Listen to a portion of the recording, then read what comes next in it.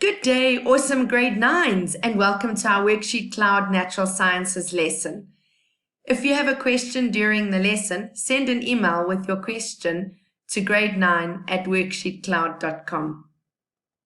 I'm absolutely delighted that you were able to join our lesson today. For those that are new to the lesson, my name is Mrs. Ernston, and I'm the WorksheetCloud Grade 9 Natural Sciences teacher. And to our regular listeners, welcome. I'm delighted you are here and thanks for joining us today. We're going to be starting a new section of work. So I hope that you've got your books or your notes and any pens and paper ready.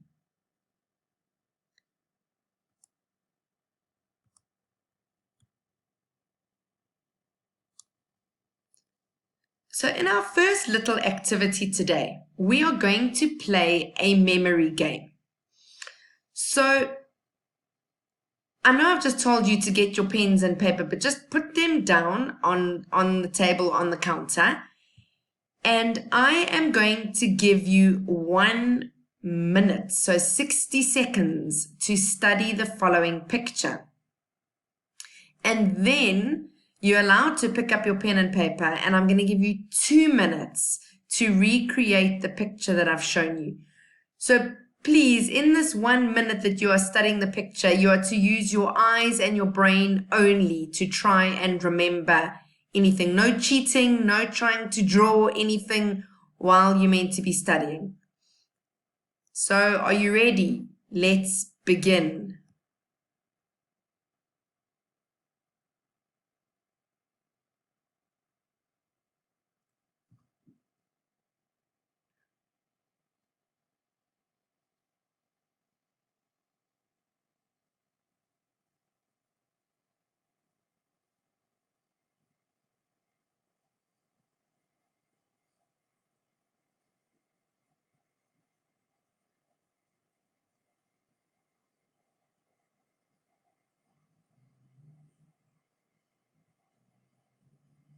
Okay, you got 30 seconds left.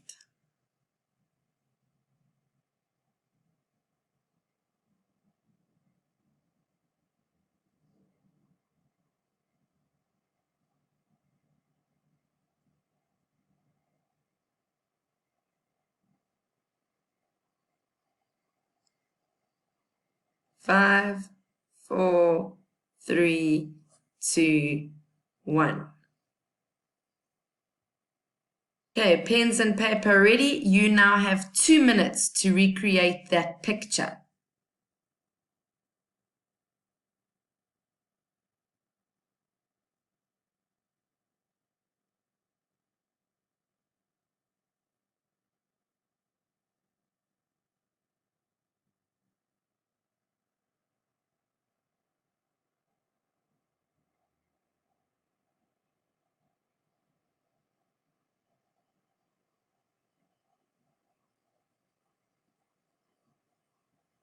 Okay, I know you can think about those other pictures. Come on, you can do this.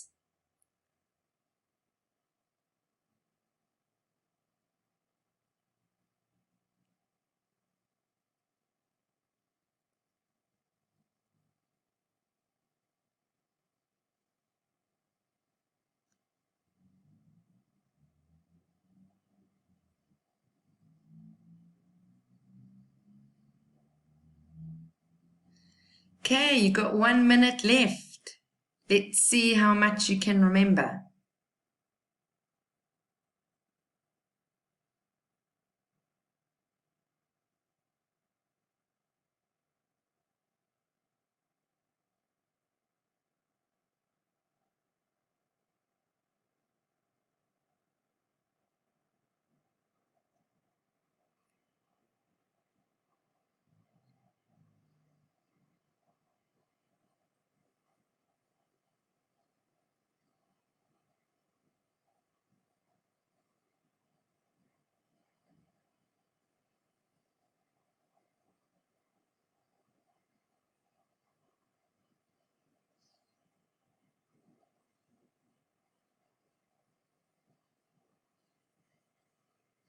Okay, and that's time up. And here's another look at the slide. And I wonder how many of all those things you could remember. So well done with that memory exercise. Let's progress with the lesson. The content we're going to be having a look at in today's lesson is about acids, bases, and pH. We're going to have a look at the concept of the pH value. pH is a measure of how acidic or basic a substance is, and that the pH scale ranges from 1 to 14. And acids have a pH in the range of 1 to 7. Strong acids have very low pH values. And bases have a pH in the range of 7 to 14, which means strong bases have very high pH values. And that a neutral substance has a pH of 7. And then we may speak about some chemical indicators that we can use to test pH. But there's going to be whereby I would like you to write down what is your prior understanding of acids and bases and pH. And then we'll work through today's lesson, and at the end of the lesson, we will bridge together any thoughts or questions or analogies that you may have after learning about acids and bases today. So to start off with, please can you write down 3 thoughts or words that come to mind when I say acids, bases, and pH.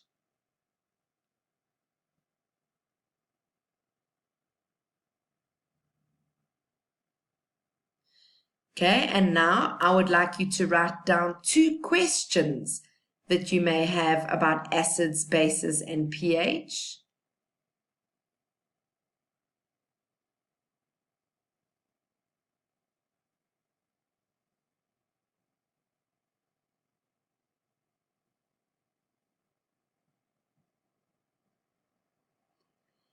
And now I would like you to think of one analogy. An analogy is something that is not related to acids or bases and pH. There's no direct relation, but something about that concept links with acids and bases in a certain way. So something that is not directly related, but it is similar to or it functions in the same way. And I wish I was able to hear your analogies.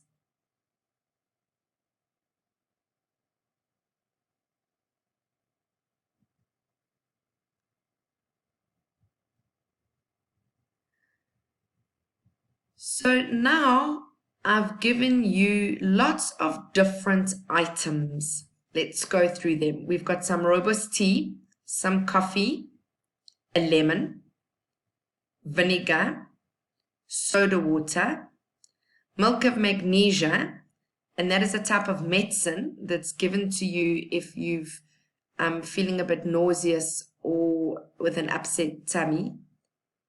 Enos, also a type of medicine that you get if you're having heartburn or it's for gastric relief. Oros, it's a concentrated juice. Dishwashing liquid. A fizzy cool drink. Jik, bottled water. A strawberry. Disprin. Soap. And bicarbonate of soda. And I'm going to give you about 2 minutes. And I want you to think about all the different ways in which you can group these items. Now, there's no right way, there's no wrong way. I just want you to practice grouping things together. So long as you are able to give me a reason why you group them together. So your 2 minutes, well, I think a minute maybe. And if you need another minute, you can always pause the video. So your minute starts now.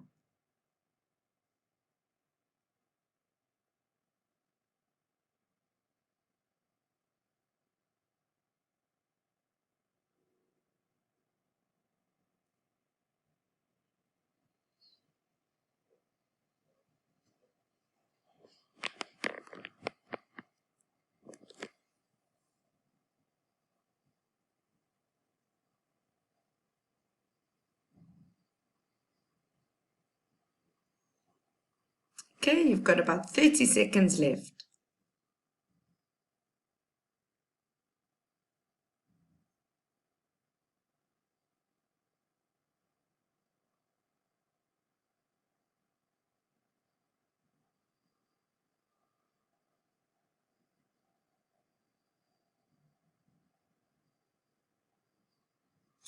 Okay, so if you need more time, you can pause the video.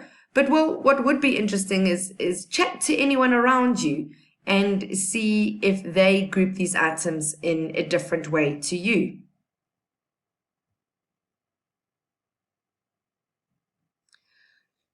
So what would you measure with each of these measuring instruments? So here we have glass beakers, a triple beam balance, a measuring tape, a thermometer, and a ruler.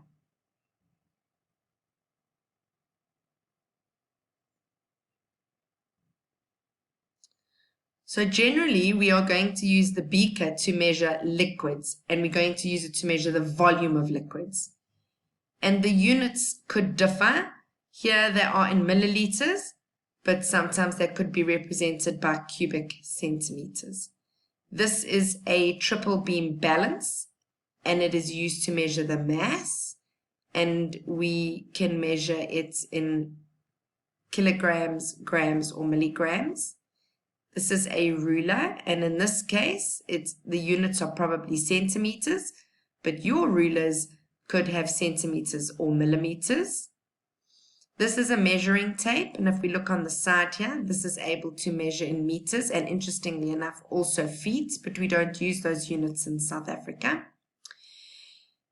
And also on the meter, if you have a look and open it up, sometimes you will see a conversion to centimeters and even millimeters. And here we have a thermometer, and at the top here you can see two different readings. Degrees F is degrees Fahrenheit, which again we don't use in this country. We have a look at degrees C, which is degrees Celsius, and we use that to record temperature. So I'd like you to have a look at this example here of a pencil, and I would like you to look really, really close and tell me how much or how long is that ruler, sorry.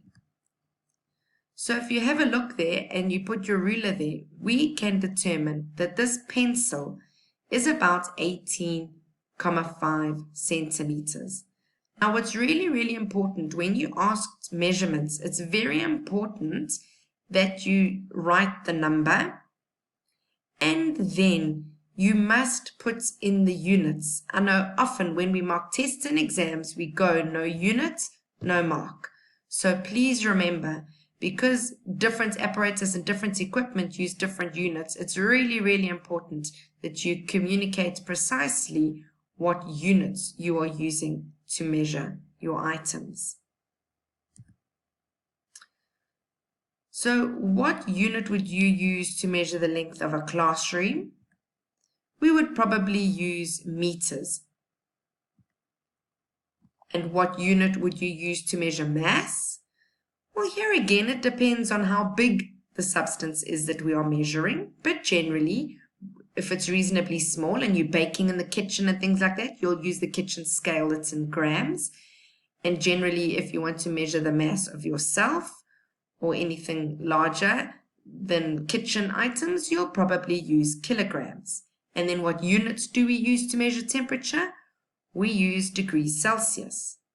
Now, if we link this to today's lesson, well, what equipment would we use to measure whether something is an acid or a base? And what units would we use? So if we're measuring the acidity or alkalinity, or whether something is an acid and a base, the unit that we use is pH. So we don't sound this as a sound.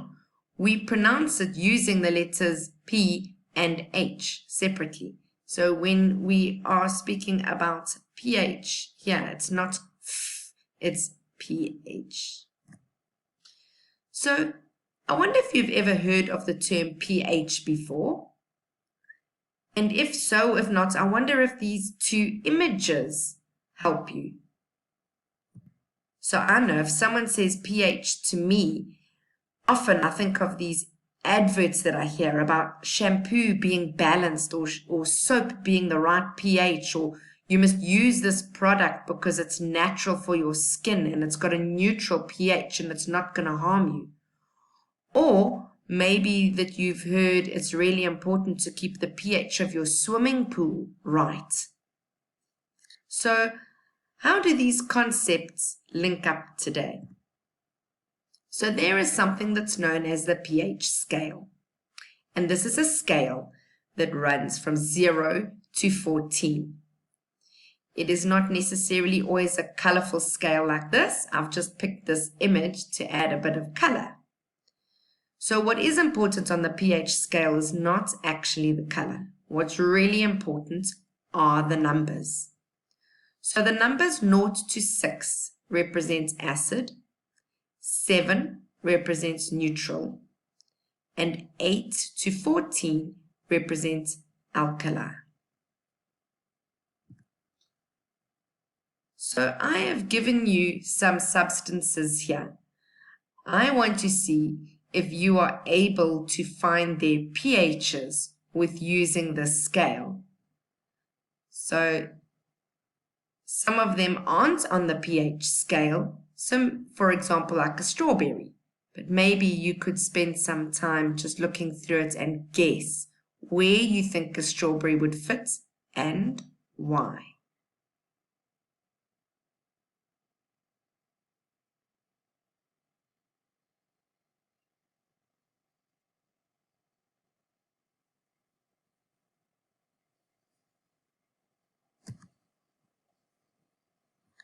So the activity I'd like you to do now is I have given you a list of substances. We've got orange juice, vinegar, water, baking soda, that's also known as bicarbonate of soda, bleach or Jik, citric acid, that's also known as vitamin C, those vitamin C tablets, cooking oil, soap, stomach acid, lemon juice, ammonia, and a solution of table salt. So I would like you to take these substances and put them into a table form. So here in the first column, we've got the name of the substance. So you can list them down here. And then I want you to use this pH scale with these substances next to the scale and try and work out what is the approximate pH. Now, some items you're not going to find on the scale, so I want you to guess where they are. Or maybe there's a reason you can't find them.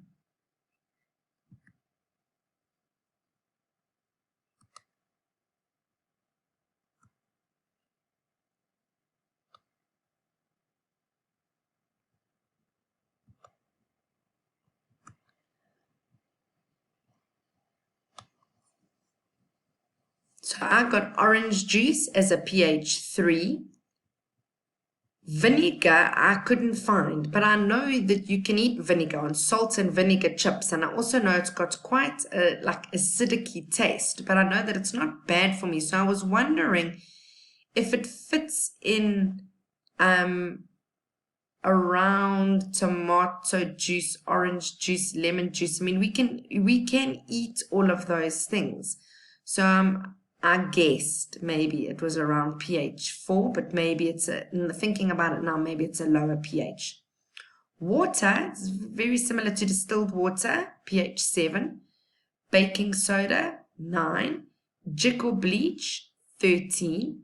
Citric acid or vitamin C. Now, this is an interesting one. Like, I know that orange juice, lemon juice, tomato juice all have vitamin C. So vitamin C is going to be somewhere around the 2, 3, or 4 category. Now, interestingly, I can't find cooking oil anywhere on here. And I really thought about it, but I've put a star there. We'll come back to it now.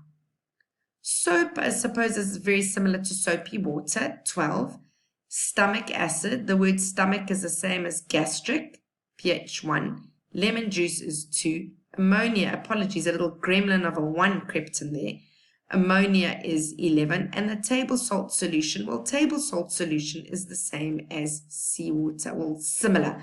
I suppose it does depend how many spoons of salt you put into a table salt solution, but seawater is around pH 8.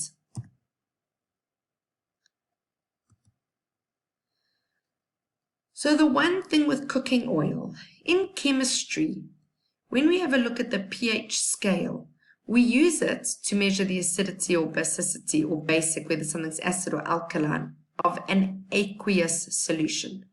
So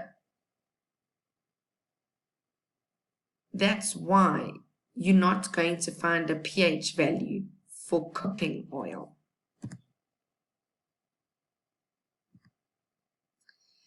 Then the next thing I'd like you to do is you take your table or take the list of items here, and I want to see if you're able to sequence the above substances. So are you able to put them in order of color change from the most acidic, so that's the darkest red, to the most basic, which is purpley pink?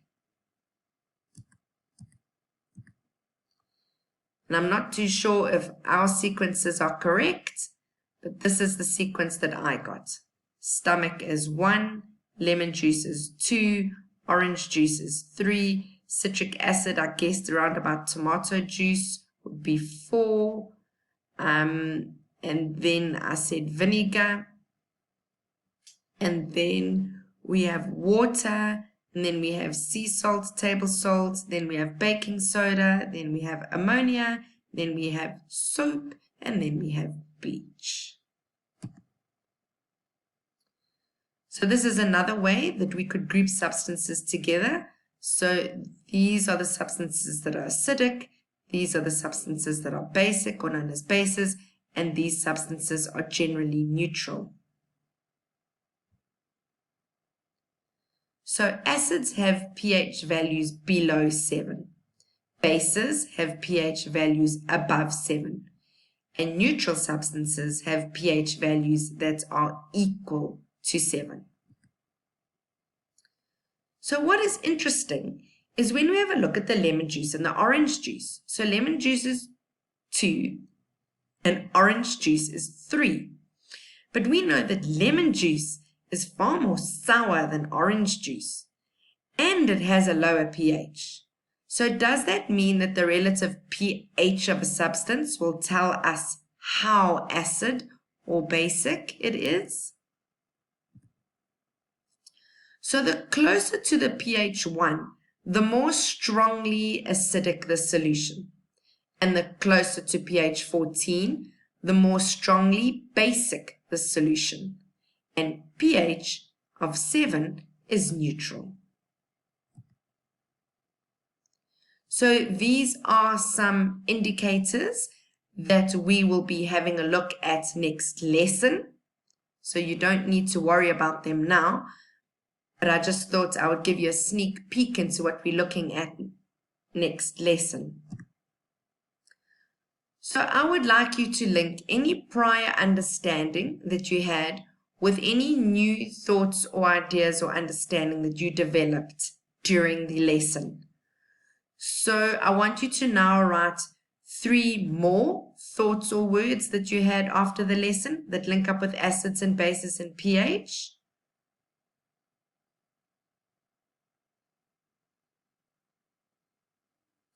I would like you to write down 2 further questions that you have after this lesson about acids and bases and pH. And I want to see if you are able to go and try and find the answers to those questions. And then I wonder if your analogy through the lesson has changed at all. So if you could write down 1 analogy after today's lesson. So something that's not directly related to acids or bases or pH, but something that can be used to compare, something that is similar to, something maybe in your everyday life, or something that you can relate to.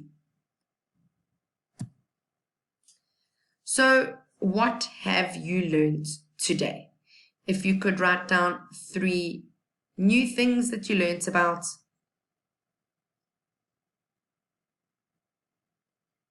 2 interesting facts or details. So through the lesson you thought, wow, that's interesting. I didn't know that.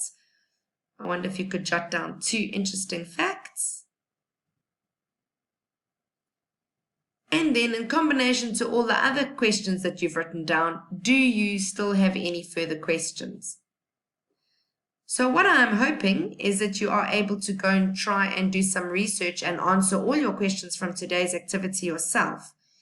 But if you can't do that, please remember that you can email your questions to grade9@worksheetcloud.com. Grade 9s, thank you for joining me in today's lesson. I had an absolutely marvelous time with you today, and I would like to thank WorksheetCloud for bringing this lesson to you. So till next lesson, keep learning and keep inspired. Bye, Grade 9s.